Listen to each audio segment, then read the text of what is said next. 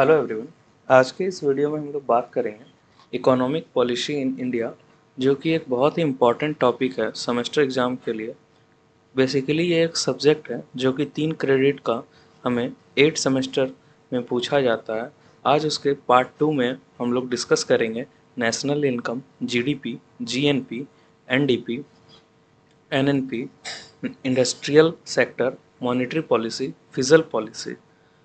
Part 1 में हम लोगों ने डिस्कस कर चुका है एमएसएमई, एग्रीकल्चर सेक्टर और डिफरेंट डिफरेंट सेक्टर्स को डिस्कस पार्ट 1 में हम लोगों ने कर चुका है। वो भी बहुत एक इम्पॉर्टेंट वन शॉट वीडियो था। आज भी एक वन शॉट वीडियो रहने वाला है जो कि पूरे इंटायर इकोनॉमिक पॉलिसी को डिस्कस करेगा। तो सबसे पहले हम लोग बात करते हैं national income. The total money earned with in a country is called national income. किसी भी देश में किसी एक फाइनेंशियल ईयर में जितना भी मनी अर्न किया गया उसे हम लोग नेशनल इनकम कहते हैं। आखिर ये एक फाइनेंशियल ईयर होता क्या है? तो हमारे देश में फाइनेंशियल ईयर जो होता है वो 1 अप्रैल से लेकर 31 मार्च तक चलता है। यानी अगर और दूसरे देशों की बात करें, फॉरेन कंट्रीज़ की बात करें, तो उनके फाइनेंशियल ईयर 1 जनवरी से लेकर 31 दिसंबर तक होता है। हम हमारे और फॉरेन कंट्री में ये फाइनेंशियल ईयर में डिफरेंस इसलिए आता है क्योंकि हम लोग हिंदू कैलेंडर को फॉलो करते हैं, जिसमें से फर्स्ट मंथ और इम्पॉर्टेंट जो फेस्टिवल होते हैं वो 1 अप्रैल से स्टार्ट होते हैं, जिस कारण से हम लोग फाइनेंशियल ईयर को 1 अप्रैल से स्टार्ट करते हैं। और income tax return, income tax, ये सब भी टैक्सेशन प्रोसेस जितना होता है वो 1 अप्रैल से स्टार्ट होता है। Components of national income: GDP, gross domestic product; GNP, gross national product; NNP, net national product; NDP, net domestic product. ये कुछ कंपोनेंट हैं जो कि नेशनल इनकम को प्रदर्शित करते हैं। अगर जीडीपी की बात करें, the total value of all goods and services produce with in the territory of a country in a financial year. Financial year को तो देख ही चुके हैं, अब यहाँ पे एक वर्ड आता है टेरिटरी। तो टेरिटरी आखिर होता क्या है वो हम लोग समझेंगे। आगे देखते हैं। It is calculated by CSO, यानी central statistic offices, under the ministry MoSPI, ministry of statics and programming implementation. अगर टेरिटरी की बात करें, टेरिटरी मतलब होता है कि सीमा क्षेत्र। जैसे देखिए, यहाँ पे देख सकते हैं कि इंडिया का मैप है। अगर इंडिया के मैप को देखें तो ऊपर जम्मू कश्मीर, नीचे केरला, और राइट साइड में देखें तो अरुणाचल प्रदेश, और लेफ्ट साइड में देखें तो गुजरात है। तो वो जो टेरिटरी जो आते हैं टेरिटरी में, उसके अंदर जितना भी गुड्स एंड सर्विसेज प्रोड्यूस किया जा रहा है वो जीडीपी के अंदर में आएगा। यानी जितना भी प्रोडक्ट होगा, जितना भी गुड्स होगा, जितना भी सर्विसेज होगा, ये इसी इंडिया कंट्री के अंदर, यानी इंडिया कंट्री के बाउंड्री के अंदर होना चाहिए, वही तब उस देश का जीडीपी कहलाएगा। अगर चाइना, नेपाल, पाकिस्तान, अमेरिका, ये सब देशों की बात करें तो उस देश के जो टेरिटरी, यानी उस देश का जो मैप, उस देश का जो बाउंड्री होगा, उस देश के अंदर जितना गुड्स और सर्विसेज प्रोड्यूस किया जाएगा तो वो उस देश का जीडीपी कहलाएगा। उसी तरह इंडिया की बात करें तो इंडिया के अंदर, इंडिया के बाउंड्री के अंदर जम्मू कश्मीर, चंडीगढ़, राजस्थान, गुजरात, गोवा, केरला होते हुए अगर उड़ीसा, वेस्ट बंगाल, मणिपुर, नागालैंड, अरुणाचल प्रदेश होते हुए बिहार, उत्तर प्रदेश, दिल्ली, उत्तराखंड, हिमाचल प्रदेश, जम्मू कश्मीर तक जाएं, ये टेरिटोरियल जो है, तो ये डिनोट करेंगे हमारे इंडिया की जीडीपी को। अगर बात करें कि कुछ मेथड होते हैं जीडीपी को फाइंड करने के, सबसे पहला मेथड होता है value added method. It is also known as production method. इसमें क्या करते हैं कि जितना आउटपुट मिला, मतलब कि कोई एक प्रोडक्ट है, जैसे प्रोडक्ट होता है, जो फाइनल सर्विसेज आया यानी गुड्स बना, वो हमारा क्या हो गया, वो हो गया आउटपुट। उसको बनाने में हमारा क्या क्या लगा, मैन पावर लगा, रिसोर्स लगा, मशीन लगा, वो सब को सब्सट्रैक्ट करते हैं तो क्या बनता है, वो हमारा जीडीपी निकल के आता है। अगर इनकम मेथड की बात करें तो इसे कहते हैं कंपनसेशन टू एम्प्लॉयज़, और ऑपरेटिंग सरप्लस में हो जाता है क्या, वेज, यानी किराया या फिर किसी को देना, और इंटरेस्ट सरप्लस रेंट होता है। इसमें बेसिकली मिक्स्ड इनकम होता है। अगर नेक्स्ट जीडीपी को फाइंड करने के लिए देखें तो वो होता है एक्सपेंडिचर मेथड। यही हमारा सबसे इम्पोर्टेंट और समझने लायक एक मेथड है जिस पे बेसिकली हमारा जीडीपी रिलाय होता है। इसका फॉर्मूला होता है C+G+I+X-M। यहाँ पे सी क्या है? सी है हमारा कंजप्शन एक्सपेंडिचर। जी क्या है? गवर्नमेंट एक्सपेंडिचर, जो गवर्नमेंट खर्चा करती है उसका एक्सपेंडिचर है। आई क्या है? आई हमारा यहाँ पे हो गया इन्वेस्टमेंट, कितना इन्वेस्ट हुआ। और एक्स क्या है? एक्स हुआ एक्सपोर्ट, कितना एक्सपोर्ट हुआ। एम क्या है? एम हुआ हमारा इम्पोर्ट की। और जीडीपी की बात करें तो जीडीपी में कभी भी हम लोग सेकेंड हैंड गुड्स को काउंट नहीं करते हैं। जैसे क्या हुआ कि कोई मटेरियल है, यहाँ पे ये मटेरियल है, अब क्या किए उसको किसी को बेच दिए, यानी किसी सेकंड पार्टी को बेच दिए। उसके लिए तो भले वो गुड्स हो गया, न्यू प्रोडक्ट हो गया उसके लिए, लेकिन एक्चुअली में वो जीडीपी में कंट्रीब्यूट नहीं करेगा। सबसे पहले जीडीपी डेवलप किया गया अमेरिकन इकोनॉमिस्ट के द्वारा, साइमन कॉन्जक्सन, इन 1934 में। अगर जीएनपी की बात करें तो जीएनपी बेसिकली वह होता है कि the total value of all final goods and services produced by nationals of the country, यानी देश के निवासियों द्वारा देश में या विदेश में एक वर्ष में किए गए अंतिम रूप से उत्पादित कुल वस्तुओं एवं सेवाओं की मौद्रिक मूल्य को सकल राष्ट्रीय उत्पाद कहा जाता है। जीएनपी का हिंदी होता है सकल राष्ट्रीय उत्पाद। अब जीएनपी को समझते हैं तो जीएनपी बेसिकली होता है हम लोग का कि जैसे कोई एक, हम इंडियन हैं, अभी तो हम इंडिया में मतलब काम वर्क कर रहे हैं। अगर मान लिया जाए कि बहुत सारे इंडियन होते हैं जो कि फॉरेन में बस जाते हैं या फिर फॉरेन में वर्क करते हैं, तो उनका भी तो आय होगा, उनका भी तो इनकम होगा कुछ। तो उन्हीं को अगर हम लोग समझें जीएनपी को तो ऐसे समझ सकते हैं जैसे हमारा देश, ये वर्ल्ड मैप है, तो हमारा देश जो इंडिया है जो कि चाइना से सटा हुआ है, मान लिया जाए कि एक इंडिया का पर्सन ए चाइना में वर्क कर रहा है, वहाँ से वो इनकम जनरेट कर रहा है।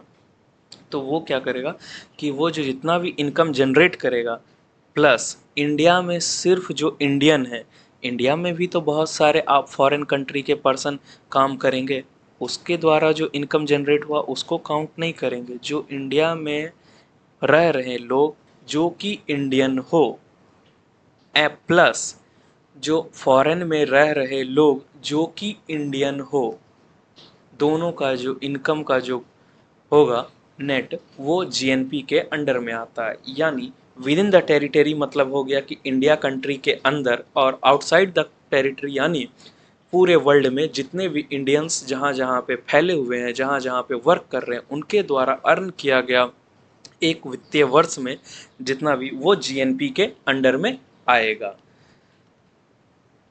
और जीएनपी को कैलकुलेट करने के लिए, जीएनपी में ये कैलकुलेट करने के लिए ये होता है कि जितना भारतीय में रह रहे, भारत में रह रहे भारतीय प्लस विदेश में रह रहे भारतीय, दोनों का आय वो जीएनपी में कहलाएगा।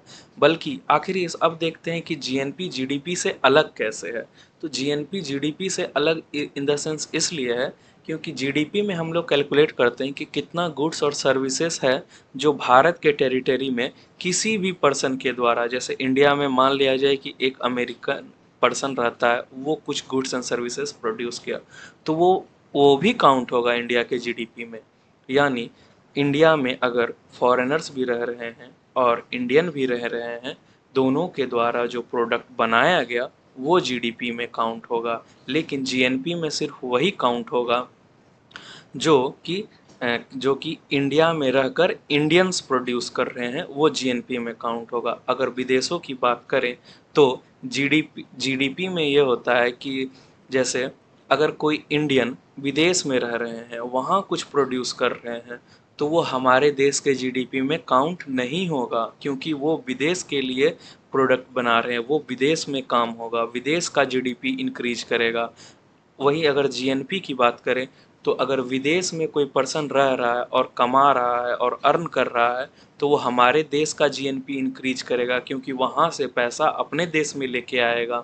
इस कारण से हम लोग, लेकिन और अगर जीएनपी में देखें, दूसरे देश के जीएनपी में देखें, तो वहाँ पे रह रहे जो इंडियंस लोग होंगे, दूसरे देश में रह रहे इंडियंस लोग के द्वारा जो कमाया गया होगा, वो उनके जीएनपी को इम्प्रूव नहीं करेगा, बल्कि उनके द्वारा प्रोडक्ट बनाए गए प्रोडक्ट उनके जीडीपी को इंक्रीज करेगा। अगर फाइनल वर्ड में समझें जीडीपी और जीएनपी कैसे अलग है, तो फाइनल वर्ड में ये ऐसे समझ सकते हैं कि जीडीपी को पहले समझते हैं। इंडिया में रहकर रहने वाले भारतीय या फिर विदेशी के द्वारा बनाया गया सामान, गुड्स और सर्विसेज जो इंडिया में के टेरिटरी के अंदर ही प्रोड्यूस किया गया हो, वो जीडीपी को बूस्ट करेगा। और अगर जीएनपी की बात करें तो जीएनपी में ऐसे समझ सकते हैं, भारत में रहने वाले सिर्फ भारतीय, विदेशी नागरिक को छोड़कर जितने भी भारतीय जो भी सामान प्रोड्यूस करेंगे, और फॉरेन में बसे हुए जो काम कर रहे भारतीय जो वहाँ पर अर्न करेंगे, दोनों को मिलाकर भारत देश का जीएनपी बनता है। और आगे बात करें एनडीपी, तो एनडीपी की बात करें तो किसी भी देश में क्या होता है कि ऐसा तो नहीं है कि जैसे कोई गुड्स एंड सर्विसेज प्रोड्यूस हो रहा है तो उसमें कोई मशीन यूज नहीं होगा, मैन मैन पावर यूज नहीं होगा, कोई लैंड यूज नहीं होगा, कुछ रिसोर्स यूज नहीं होगा, जरूर यूज होगा, उसका यूज होगा तो उसका क्या होगा, खपत होगा, उसका क्या होगा, एज जो होगा घटेगा। वही एनडीपी जब निकालते हैं तो क्या करते हैं कि जीडीपी में से डेप्रिसिएशन को घटा देते हैं। डेप्रिसिएशन क्यों घटाते हैं? डेप्रिसिएशन इसलिए घटाते हैं, जो मशीन हम लोग जीडीपी को प्रोड्यूस यानी ऑब्जेक्ट को प्रोड्यूस करने के लिए करते हैं, उसका क्या होता है, एज घटता है, मशीन खराब होती है, इस कारण से हम लोग डेप्रिसिएशन करते हैं। तो डेप्रिसिएशन का डेफिनेशन क्या हो गया, monetary value of an asset decreases over time due to various factors. अगर एनएनपी की बात करें तो एनएनपी क्या हो गया, GNP minus depreciation. NNP is also called national income. यहाँ पे एक समझने की बात है कि जो एनएनपी होता है उसे हम लोग नेशनल इनकम कहते हैं, ना कि जीएनपी को। जीएन हाँ, क्योंकि सॉरी, ना कि एनडीपी को, क्योंकि एनडीपी रिलेटेड किससे है, जीडीपी से, और एनएनपी रिलेटेड किससे है, जीएनपी से। अब यहाँ पे बात करते हैं कि जीएनपी में अगर डेप्रिसिएशन घटाते हैं तो हम लोग को नेशनल इनकम मिलता है। बात करें कि अगर देश का जो डेवलपमेंट है वो उस देश के जीडीपी में से डिपेंड करता है और नेशनल इनकम से नहीं करता, तो यह बात यहाँ पे समझने की कोशिश ये करेंगे। यहाँ पे एक क्वेश्चन अराइज होता है, जीडीपी तो आखिर विदेशियों के द्वारा भी जो भारत में रह रहे हैं उनके द्वारा भी जो प्रोडक्ट बनाया गया है, उनके द्वारा जो कंपनी सेटअप किया गया है, उनके द्वारा जो प्रोडक्ट एंड सर्विसेज प्रोवाइड किया जा रहा है, उसको भी कैलकुलेट किया जा रहा है। आखिर वो तो अपना प्रोडक्ट या फिर अपना जो बेनिफिट है वो तो अपने कंट्री लेके जाएंगे, हमारे कंट्री में तो छोड़ेंगे नहीं। और अगर एनएनपी की बात जीएनपी की बात करें तो वो होता है कि अपने देश में रह रहे भारतीय और दूसरे देश में रह रहे भारतीय का इनकम जो कि अपने देश में लेके आ रहे हैं, उसे कहते हैं। तो डेवलपमेंट का पैमाना जीएनपी क्यों ना हो, आखिर जीडीपी क्यों हो, ये क्वेश्चन अराइज होता है। आप लोग इसका आंसर कमेंट सेक्शन में ज़रूर दीजिएगा। आगे चलते हैं, per capita income. Per capita income क्या होता है कि किसी भी देश में एक व्यक्ति कितना इनकम कमा रहा है, जितना पॉपुलेशन है, क्या करें, नेशनल इनकम जब जैसे ही आ गया तो उसके पॉपुलेशन को हम लोग क्या करते हैं, डिवाइड कर देते हैं, तो हमारा पर कैपिटा इनकम जनरेट हो जाता है। लेकिन पर कैपिटा इनकम क्या, अगर देश में तो बहुत बहुत रिचेस्ट पीपुल हैं जो बहुत ज़्यादा अर्न करते हैं और कुछ गरीब हैं जो कम अर्न करते हैं, इस कारण से क्या होता है कि दोनों का कंबाइंड सारे का लिया जाता है। आखिर ग्रीन जीडीपी क्या होता है, जीडीपी जब आ जाता है उसमें जो हम लोग इन्वायरमेंटल डैमेज हुआ, जो जीडीपी को प्रोड्यूस करने में यानी गुड्स एंड सर्विसेज को प्रोड्यूस करने में जितना इन्वायरमेंटल का डैमेज हुआ, उसे हम लोग क्या कहते हैं, ग्रीन जीडीपी। अगर उससे घटा देते हैं तो हमारा ग्रीन जीडीपी दे देता है। आपका नेशनल इनकम टॉपिक यहीं पे समाप्त हुआ। आपको एक क्वेश्चन दिया गया है कि आखिर डेवलपमेंट में जीडीपी क्यों दिखाते हैं, जीएनपी क्यों नहीं दिखाते हैं, जबकि जीएनपी ज़्यादा सुटेबल होना चाहिए। अब आगे बात करते हैं कि इंडस्ट्रियल सेक्टर कैसे इकोनॉमी को अफेक्ट करता है या फिर कंट्रीब्यूशन क्या क्या होता है। तो जैसा कि हम लोग जानते हैं कि various type of industrial sector होते हैं। जैसे मैन्युफैक्चरिंग इंडस्ट्री हो गया, तो इसमें जो कंट्रीब्यूशन जीडीपी में होता है वो 15 से 20% होता है। अगर की एरिया यानी किस किस टाइप के यहाँ पे प्रोडक्ट बनते हैं, तो ऑटोमोबाइल हो गया, टेक्सटाइल हो गया, केमिकल हो गया, मशीनरी, ये सब हो गया। और गवर्नमेंट का जो इनिशिएटिव कुछ है तो मेक इन इंडिया, जो हमारे प्रधानमंत्री माननीय नरेंद्र दामोदर दास मोदी जी ने मेक इन इंडिया को लॉन्च किया, वो मैन्युफैक्चरिंग इंडस्ट्री के अंडर में आता है। अगर सेकेंड इंडस्ट्री की बात करें तो एग्रीकल्चर एंड एलाइड इंडस्ट्री, इसमें कंट्रीब्यूशन कितना होता है? 16 से 18% होता है जीडीपी का।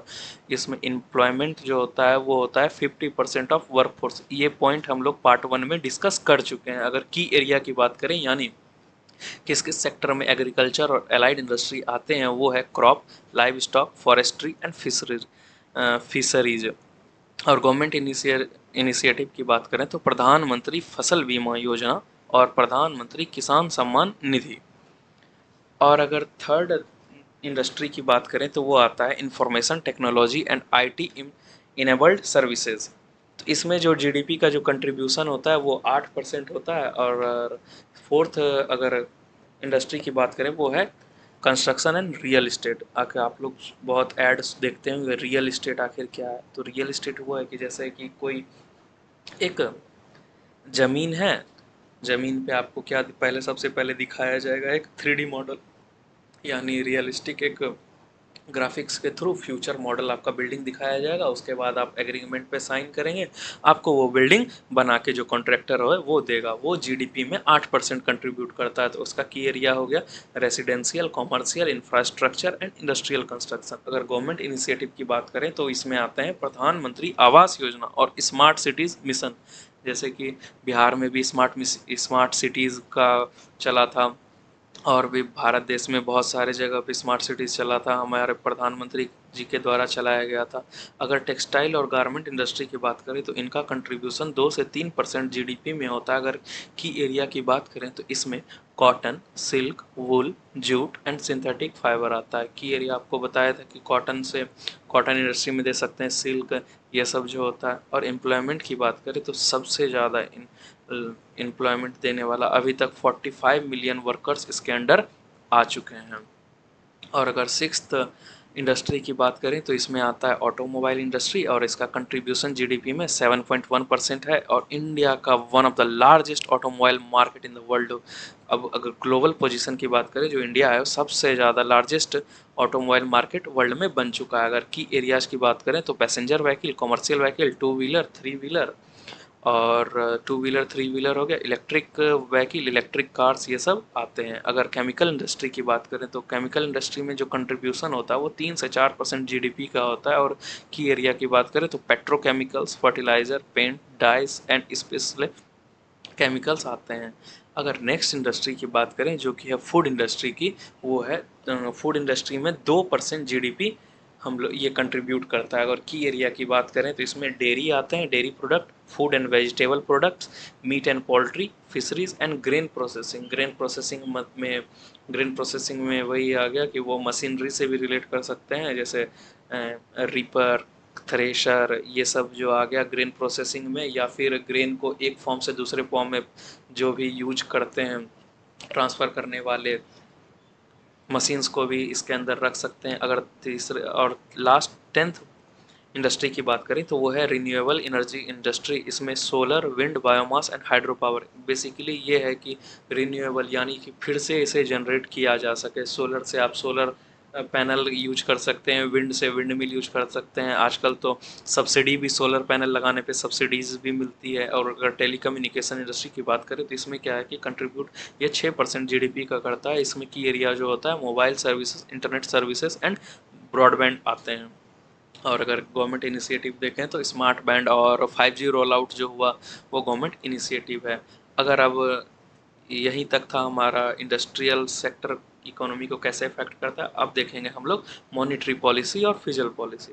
तो सबसे पहले मॉनिटरी पॉलिसी की बात करें तो मॉनिटरी पॉलिसी एक ऐसा पॉलिसी और कमेटी होता है जो कि किसी भी देश के सेंट्रल बैंक के द्वारा कंट्रोल किया जाता है। और हमारे देश का सेंट्रल बैंक है वो है आरबीआई, यानी रिजर्व बैंक ऑफ इंडिया। और रिजर्व बैंक ऑफ इंडिया के क्या रिजर्व आरबीआई जो क्या करता है कि एक एनडीटीएल का एक पार्ट रिजर्व रखने के लिए कहता है। एनडीटीएल क्या होता है? Net demand and time liability. और इसका की ऑब्जेक्टिव क्या है? Controlling inflation, promoting growth, ensuring financial stability. Inflation जब भी आएगा तो वो दो तरीके से मेंटेन किया जाता है, एक आरबीआई के द्वारा, दूसरा गवर्नमेंट के द्वारा। जब भी अगर आरबीआई के द्वारा अगर कंट्रोल किया जाएगा तो वो मॉनेटरी पॉलिसी के अंदर आएगा। तो कुछ की टूल्स के बारे में बात करते हैं। अगर रेपो रेट, इसके अंदर आते हैं repo rate, reverse repo rate, cash reserve ratio, सैचुरिटी लिक्विड रेशियो, बैंक रेट आते हैं इसमें। अगर रेपो रेट की बात करें तो रेपो रेट में का जो फुल फॉर्म होता है वो रीपर्चेज ऑब्लिगेशन होता है। इसमें क्या होता है कि आरबीआई जो है वो कमर्शियल बैंक को लोन देती है। इसमें इंटरेस्ट रेट लेस रहता है क्योंकि इसमें जो बैंकों के द्वारा सिक्योरिटीज जमा लिया जाता है लोन के बदले, इसी कारण से इसमें इंटरेस्ट रेट लेस रहता है। अब बात करें रिवर्स रेपो रेट के बारे में, तो इस रिवर्स रेपो रेट में हम लोग ये समझ सकते हैं कि जो जब बैंक